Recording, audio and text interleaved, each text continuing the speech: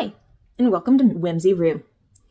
My name is Samantha, and I am multi-passionate, meaning that I have about a dozen DIY crafty projects going on at any given time. Here we believe in a handmade life, from homeschooling to homesteading to home decor and everything in between. My daughters, R and E, are also on this adventure with me, so you'll see them from time to time. So come along with me for my adventure on building a backyard homestead in a urban city and all of the crazy DIY projects and homeschooling along the way. I decided to make a DIY fabric advent calendar last year. I always loved advent calendars and the excitement of opening a little treat every day leading up to Christmas. But this year, we wanted to teach our children the importance of family togetherness and traditions over monetary gifts and treats. Most advent calendars have containers the size of like a small candy or toy. But I needed something a little bigger so I could insert an activity or something symbolic of an activity into it. My pockets were about 5 by 7 inches, and I placed these on a yard of cotton. So the whole calendar is about 60 by 36 inches. I mostly used calico and flannel. I actually preferred the flannel because it would static cling to the cotton while I was deciding on placement. And once I decided what placement I liked, I took a picture just in case I forgot later. So here's how I made my DIY fabric advent calendar. Once I chose my prints, I cut them out into 6 by 8 rectangles. Then I ironed the rectangles and folded the sides and bottom about 1/4 to 1/2 inch. I chose to leave the top unfolded and then apply ribbon or binding to that part later. While the iron was hot, I ironed on the numbers that I cut on my Cricut. I cut out numbers 1 through 24 on some pink iron-on vinyl.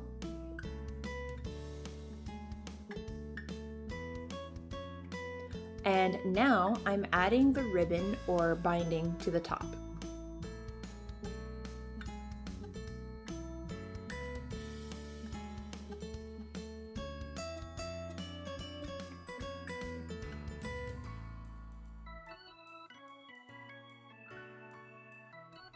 I used a decorative stitch to hold down the folds on the sides and bottom.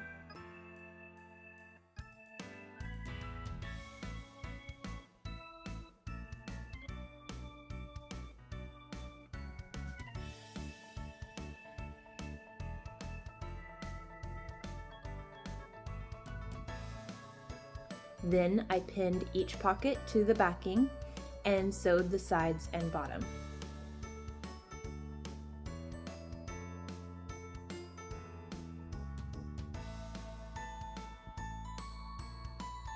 Getting out the iron again to add the word Advent to the top of my calendar.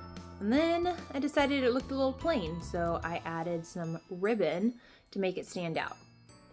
I also did this to some of the numbers. Honestly, I should have made these numbers a little bigger so that they could be seen easier, but adding the ribbon and some decorative stitching did help it stand out a bit.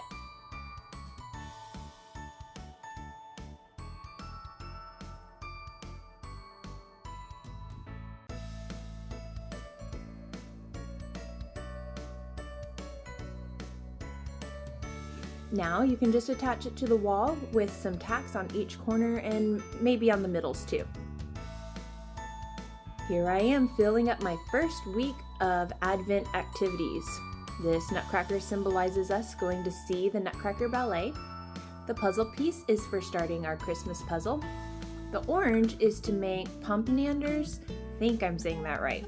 It's where you take whole cloves and press them into an orange for a great smelling decoration. Charlie Brown Christmas is our first Christmas movie of Advent. This is a pen and paper and an envelope addressed to Santa for our Santa letters.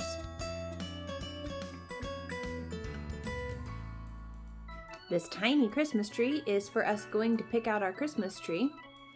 And the gingerbread cookie cutter is to make gingerbread cookies.